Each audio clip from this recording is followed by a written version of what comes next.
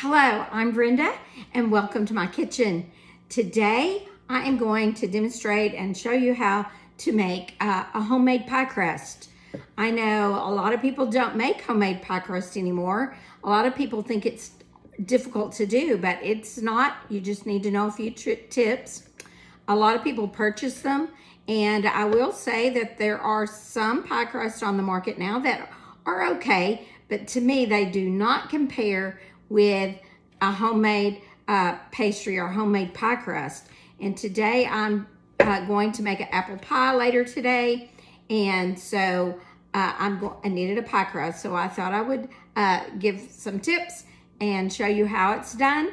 And this is something I've been doing since I was a young girl, and I've always loved doing it, so maybe that's why I keep making homemade pie crust. But so let's just get started. It's simple. There are only a few ingredients, and it doesn't take long at all. So we're going to get started. And the first ingredient is flour. And in my videos, I've decided, I know a lot of people pre-measure, do a lot of things like that in their videos, but I think it's important that people who might be beginners might not know how the proper way to measure. And so as I've said, you may have heard me say in other videos that I was originally wanted to be a county extension agent or a high school homemaking teacher, and life just never happened, and I did not get to do that. So I feel like now is my chance with this YouTube craze going on, that maybe I can now enjoy what I wanted to do. I ended up being an elementary school teacher, so which I love that too. Most days I love teaching school. But anyway, so we're gonna get started. I don't know if you noticed, but while I was talking, I was kind of stirring my flour a little bit. Used to we sifted flour all the time, and now recipes do not call for that anymore. That was back before flour was as refined, I think, as it is now. But nowadays we don't sift flour. What they will tell you to do is to stir it, and sometimes they will say to spoon it into your cup. Now this is keeping you from it will kind of flatten out or what, and you'll get more flour in the cup if it's not loose and light. And so I just lightly spoon that into the cup, and then I'm gonna level it off, and I just keep one of these little spatulas around to level it off. And so I'm gonna start, and I'm doubling my recipe today because I want to model how to do a pie crust for where you bake the crust before you put the filling in, and then an example of making the crust when you are not going to bake it before you make the pie. So in we go, and that's 1 cup, and I'm doubling the recipe, so I need 3 cups of flour.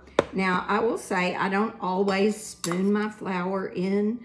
Sometimes when I'm in a hurry, I don't always do this step, but I do try to always stir my flour before I start measuring. So there's 1, 2, and I need 1 more. So we're gonna, really, I shouldn't be too lazy to do it this way because this is the best way. It's just not packing that flour. Your flour will be lighter, and basically you're gonna end up with a little bit less flour, although the amount's probably minimal. I don't know if we did a test, if we could tell the difference. But anyway, I'm a rule follower, and once I think there's some way you should do something, I try to always do it that way. But I do cheat on that one. Sometimes I just scoop my flour up, just like, because I'm too lazy to spoon it in. All right, so we have flour, and then the only other dry ingredient is salt. And since we're doubling it, it's gonna take a teaspoon of salt. And a lot of times recipes will say to sift this, but I am just going to, forgot to bring my whisk. I'm just gonna take my whisk and stir all that together real good. Sometimes when I'm baking, I will sift my ingredients together to mix them, but I think since salt was the only thing, I am just going to stir it with a whisk and make sure that salt is all mixed in and not just in one place. All right. After your flour and salt is mixed together, good, the next step is to add the fat. So, and this is where I have developed a little trick over the years and figured out what I think makes the best pie crust. And that is, I use half shortening and half butter. I've tried all shortening and it makes a decent crust. And I've tried all butter. To me, all butter was too greasy of a crust. I didn't like the greasiness of it. So I have learned to use half shortening or Crisco. I always buy Crisco. Half shortening and half butter. So I always start with my shortening. And there's a reason for that. Well, I'll explain that in a minute. Now, I also want to show you this. If you'll look, it gives me markings so that I can actually cut it, measure a half. But notice that the markings don't go all the way to the end. So if I just use those lines, my measurement's off. So I'm gonna have to adjust that. You can see the line even goes around the corner. So I'm gonna have to make an adjustment when I cut this. So watch that. If you're using the lines, I'm gonna have to give it a little bit off the center of the mark. But anyway, you can just cut. It's showing me where a half cup is, and that's what I need, but it's off by maybe a whole tablespoon or almost a whole tablespoon. So I'm gonna cut it so that I believe I've got a half cup. And then you can see I did manage, one's, yep, they're pretty much exactly the same. All right, so now I'm gonna put this Crisco, or shortening, into the flour mixture. And then I'm going to use my pastry cutter. Now I have two different kinds of pastry cutters to show you. This is a good pastry cutter, but I really like this one. I think this actually belongs to my son, or my son got this one. So I tend to like it a lot. So now I'm going to, basically, I am mixing or pressing the fat into the flour mixture. And I really wish I had my other new tripod. I've ordered a new tripod. Like I said, I'm just getting started on this. And so I've been learning, and I ordered a new tripod where I think I can show what's in the bowl. But I like you being able to see me do this. So I'm just gonna keep doing that, so you see. And I'm gonna keep mixing that in. And I wanna keep mixing this in until it looks like coarse cornmeal. So you want that fat to really not have any little balls of fat in there. It needs to look like coarse cornmeal. And so it may take a little bit of time, but you just keep working that in till it's really coarse. Now,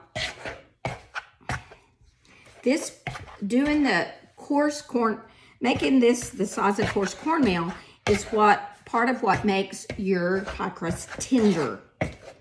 This, by getting the small pieces of fat all worked in, it's what develops the tenderness in your pie crust, so it will not be tough.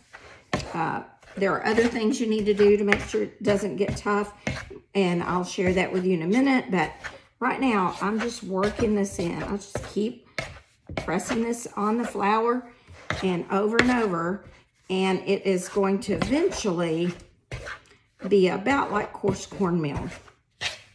If you don't have a pastry cutter, let me show you what else you can do. You can take two butter knives. You can take two butter knives and you just do this with them in the bowl. You just go back and forth like this with the two butter knives, and this will also cut that fat in to your flour mixture. So this is, like I said, you don't have to go out and buy a pastry blender or cutter, but I will say it helps a whole lot. And let me just say this too. I'm showing you how to make a pie crust this way, but I will be honest, most of the time when I make a pie crust now, I make it in my food processor. And maybe one day I'll show you that. But I think every beginner or everybody who's wanting to improve how they make a pie crust should know how to do it this way. I think we're about to get there. I'm going to go back to this because the pastry cutter will do a better job or make the job quicker. As you can see, it takes a little while. I keep to get it like coarse cornmeal.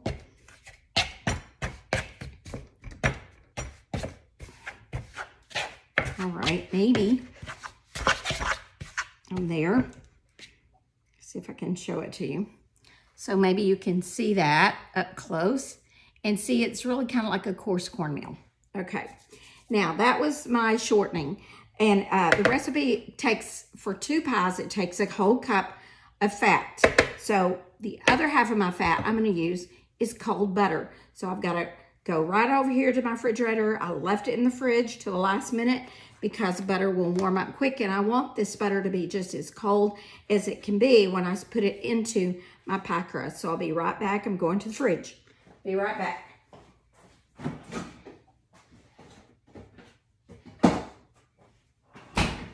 All right, and I'm using unsalted butter. If you use salted butter, you probably could leave out at least some of that salt, if not all of it. But I have forgotten the salt before, and the pie crust is just very bland if you leave out salt, so be sure. All right, now this butter, now I'm gonna do is it's a big stick of butter. I'm gonna push that over there for a minute. So now what I wanna do is I wanna cut this butter into little pieces. So I'm gonna cut it long ways, like this. I'm trying to keep my hands off of it as much as I can. I'm gonna turn it over, and I'm gonna cut it long ways again so that I end up with like 4 little skinny sticks of butter. And then I'm gonna turn it again. And now I'm gonna make little cubes of butter. I'm just gonna cut the butter into little tiny cubes. They're about a 3/8 of an inch, I guess. I have seen some people grate the butter into pastries, but I've tried that, and what I found was that the butter was kind of melting in my hand a little more. And there may be some specialty pastries that need that. So I just put all that little butter in there, and then I'm going to repeat the process. And I am going to cut the butter in with the pastry cutter. Now, as you can see, I'm pushing down pretty hard. That butter is cold and it's still hard, so it's going to take a little bit of strength to do that. Oop. And I'm going to even have to do this. Take this off. It's kind of sticking into the pastry cutter at the beginning. It will do that. But you need to make sure that it all gets down in the flour. And this will get easier as you go. But yeah, that butter's really cold, so pressing it into that, through the little white, little bars on your pastry cutter.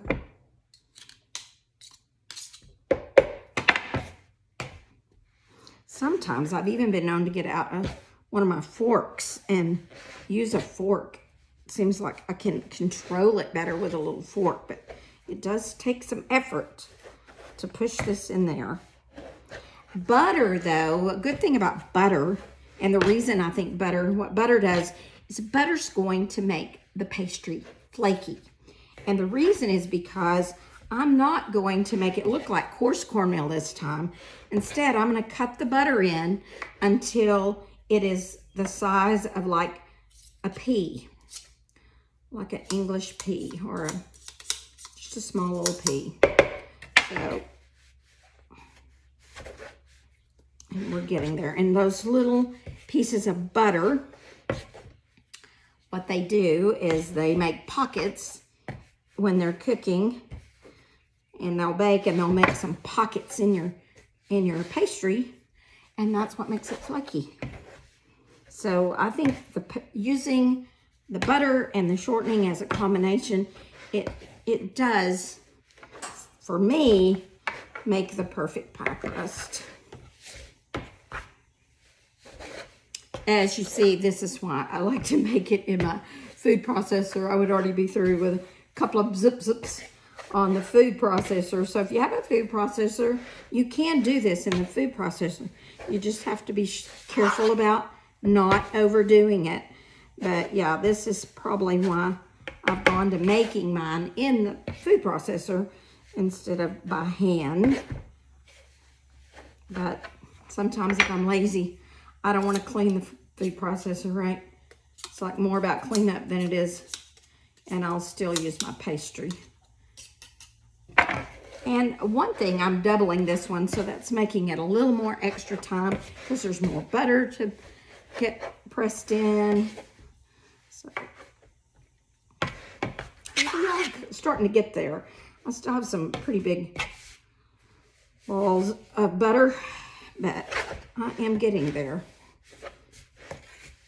But yeah, this reminds me of when I like to do it in the food processor. Break that off.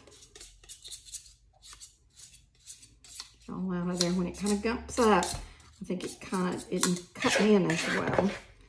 Stop and kind of stir that around and see how we're looking. We're getting there. You can see this is where we are, but there's still some pretty big pieces of butter, a little bigger than I want. So I'm gonna keep working at it just a little bit longer.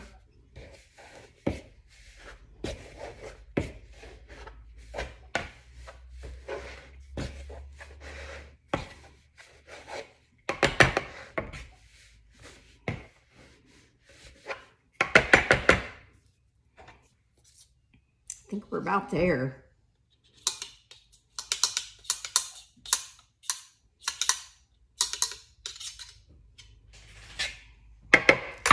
Stir this again. Let's see how we're doing. Just kind of, I think we might be there. There's a few pieces of butter. Can even kind of do it through my fingers a little bit. I learned that little technique at a pastry class that I took from a real French pastry. So I know you can do that with your fingers to mix it in a little bit as well. It's still, that was for a French pastry though, a little different than this. This is just a classic pie crust. All right, I think I'm there. So I'm ready now to do the next step, which is to add the liquid. And the liquid is cold water. And you really want your water to be really cold. So I have been, got to go back to the refrigerator because my water, I always put a cup of water in the fridge, in the freezer actually, before I start. So I have super, super cold water. And cold water is a big, big part of this. And I do recommend you put it in the freezer and make it super cold. Not frozen, but cold. All right, I'll be right back with my water.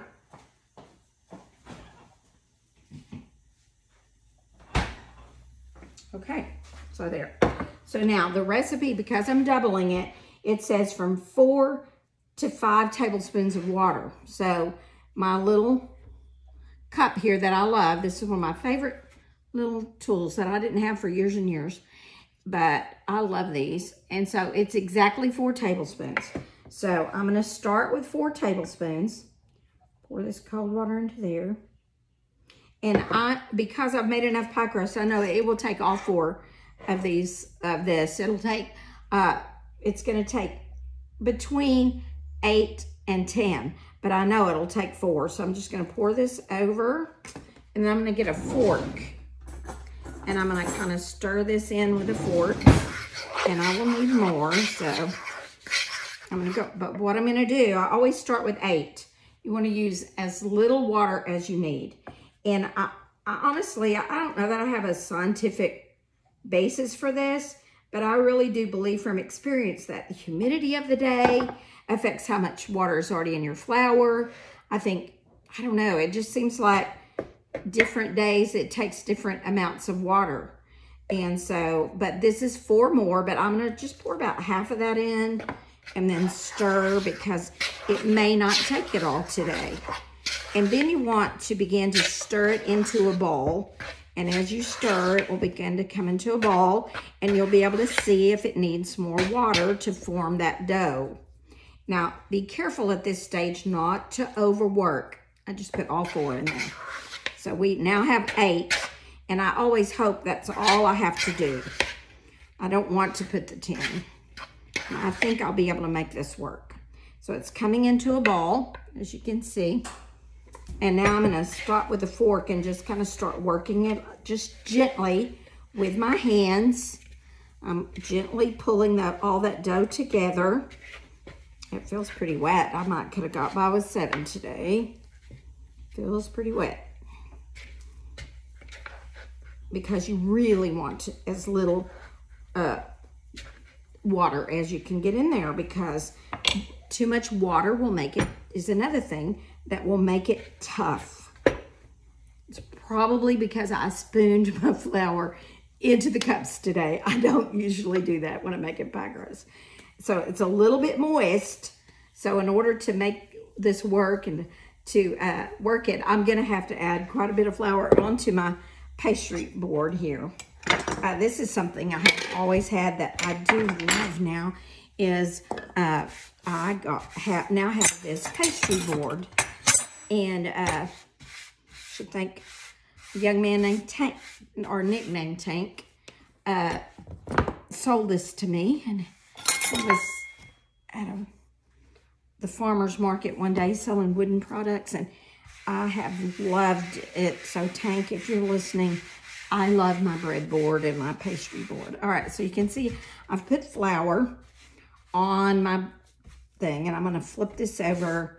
Just kind of I'm not really adding flour, but I'm putting it on my hands just so I can work it and it won't stick to my table. Now remember, I said that I was making 2 pies, but as you can see, 1 pie I'm gonna give away. So I'm putting it in a giveaway pie tin. And the other one is the apple pie I'm gonna keep at home. It's a bigger pie plate. So I'm not gonna just cut this in half. I'm gonna kind of give a little more to my big apple, the glass pie plate for the pie dish. But if your pie plates were the same size, you would just cut this in half. And but I'm gonna kind of, I think I'm gonna cut it in half. So no, that's half. Oh, I don't know. This side. No, I believe this side's already a little bigger. So I'm gonna leave this to the side for my, well, I think I'll start with that one because that is the one that I have to bake. So I'm gonna make a cream pie in the disposable pan and my apple pie in my glass pan. I'm giving away the cream pie to a friend, dear friend from church, and who does lots of things for me for years. They have given us, they have shared with us for years and years and years purple peas, and we're really sad because of the weather didn't happen right. You know, farming's that way. They did not get purple peas, and we're all sad because here in Texas, us country folks, purple peas, I know the northerners don't eat them, but the purple hull peas are a staple around here. All right, now we're just gonna roll this out. And again, be gentle. You wanna start with it in a circle, and then you wanna try to keep it in a circle. And I don't know that anybody ever taught me to flip it like I do. That's just what I do. I just flip it. In my little French pastry class, they taught us to turn it like this. To make a circle, we would turn it. But for years, I just kind of, I am rolling from the center out. I'm not rolling back and forth across. And notice I keep adding just a little bit of flour to the pastry and to my rolling pin to make sure it doesn't stick. But you just want to roll from the middle out in all directions. Now, eventually I will get to where I cannot lift it because it will be too fragile. Trying my best to make a circle. And again, this time I am just going to scoot it a little bit.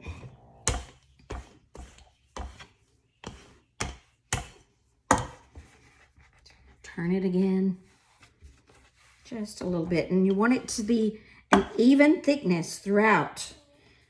So you want to be sure you go all the way to the edge, start in the middle and go out, start in the middle and go out, start in the middle and go out. So don't do this. Go from the middle out, from the middle out. And then once I get it out pretty big, I test it by the size of my pan. And that's all. I think that might work because I have a lot of extra. As you can see, it's not a perfect circle. But as I work it into the pan, you will see how I kind of can fix kind of that process. Okay. All right. Let me stop and wash my hands. I know that I learn not to scratch my nose, or at least stop and wash my hands. Caught myself scratching my nose. All right. Can't be scratching your nose and cooking. Gotta wash your hands after that. Okay, so now that I've decided it's the right size or big enough, so now I'm gonna take it and I'm gonna roll this pie crust up onto my rolling pin. And then I'm gonna lift it up and I'm gonna roll it off of my rolling pin and on top of the pan. There we go. You may have to adjust a little bit, and I am adjusting some. And then you want to make sure that your sides are all the way down in your pie plate and that there aren't any air pockets around the edges or in the middle. And you want to lift that up and just make sure it's pressed down in there. And do all of this gently. You want to work the pie crust as little as possible. That's how we keep it tender. But, okay, so the next thing I'm gonna do is there's way too much left over here, which I'm doing that. But I'm gonna cut it off with about 1 inch left hanging off. That is the goal. You want about 1 inch left hanging off your pie crust. And that's gonna help us to make the little crust around the edge. You can see here, I've kind of got a little tear here. Well, let me finish cutting it around and then maybe I can show you that. But I can repair that using this leftover crust that I'm cutting off. I can go back and repair that.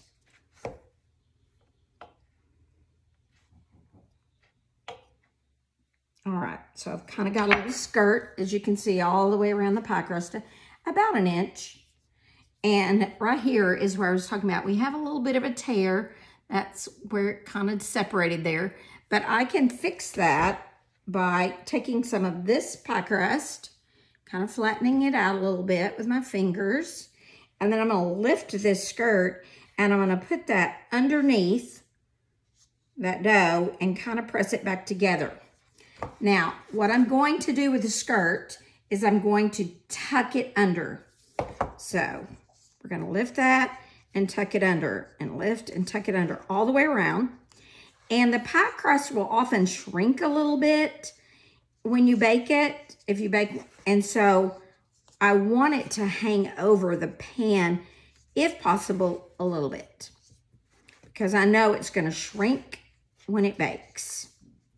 So I'm going all the way around, tucking that under and just making a little crust on the, or edge on the top of my pie crust. And like right here, it feels like I didn't roll real evenly. So this part right here felt a little thin. So I'm taking just a little piece of pie crust and I'm putting it underneath that and then rolling it over. And now you can't tell that I patched it hardly at all. Pie crust is supposed to look a little rustic most of the time. Although sometimes I get fancy in the fall. If I make a pumpkin pie, that's when I usually get fancy on the edges with my crust. And then I'm just going all the way around and making that crust where it's real even. If I find a thin part, and that's where that tear was a while ago, I still think I need some more of this extra pastry dough, and I'm putting it under that too. so that this way your crust all the way around the top of your pie ends up even. So just take little pieces where I feel like it's a little thin and put that under the edge. I think maybe I've already been all the way around and I think we're looking good. Again, I'm going to check that it's all the way in. Like I said, it's going to shrink in the oven, so we want to make sure that we don't push it out and stretch it. If you stretch it, it's more likely to shrink more. So I always try to kind of gently push it in and make sure everything is done. Now, if you're making a cream pie where you're going to bake the crust before you bake it, you want to prick the pan. So I'm going to prick the pan with a fork, and I usually use a salad fork. I think the prongs might be a little further apart, but I'm going to prick it, and I prick mine a lot. I just do. It helps. So I'm just pricking, making little holes in the pie crust.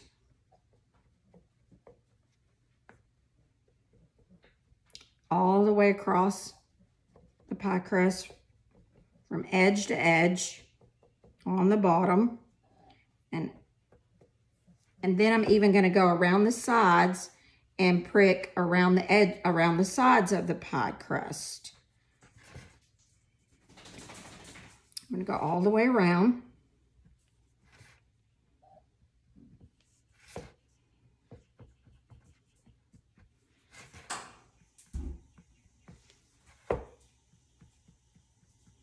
Okay, so I've pricked it all the way around. I don't know if you can see those pricks, but at the bottom is completely pricked and then all the way around the edges. Now, the next thing I'm gonna do is kind of dress up the edges. And the way my traditional way to do it is I pinch with these two fingers and I push, I make a little bruise, and then I push the dough into my fingers and it makes a little scalloped edge. So I hope you can see this. So push. And then I go all the way around the pie where I just push that between my little fingers, and you can see it's making a little scalloped edge. And you want to go all the way around your pie crust.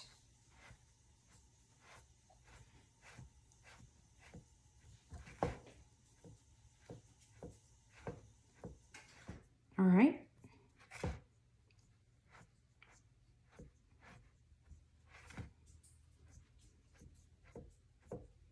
Okay, so I've gone all the way around. So that pie crust is ready to go into a 450-degree oven, and I'll set my timer for 10 minutes and check it. And then if it's not as brown as I want it, I'll cook it for another 2 minutes. So 10 or 12 minutes. Now, I will say this, a lot of people will use, you can put beans in the bottom to keep it from rising up. A lot of times I can get by with just pricking it. But I recently found a pie weight that I use now. But I've learned, though, to go ahead and start baking it. Bake it part of the way at the beginning before I put the pie weight on, because if I don't, the pie weight tends to stick. And I will put a little flour. But I'm going to go ahead and put this in the oven.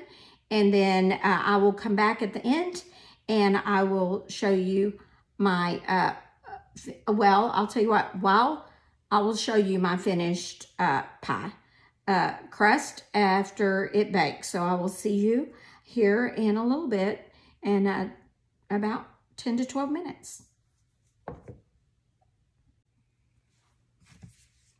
Okay, the pie crust is done.